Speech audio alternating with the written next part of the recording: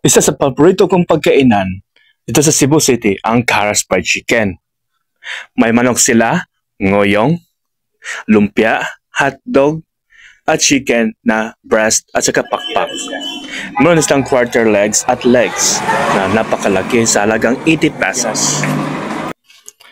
Meron din squid roll sa halagang 40 pesos at pinili ko to at ninuto ko.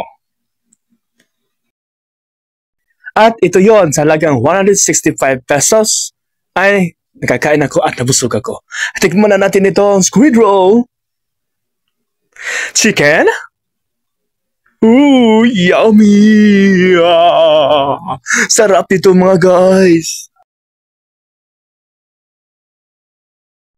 Hey, bisitahan na natin ang tindahan na ito. Malapit na ito sa University of Visayas.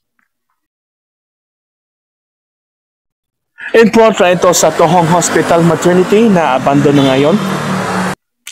At sa Manila Bulletin dito sa Dionisio Hacosalim Street. And J Street Food Park. Bye-bye!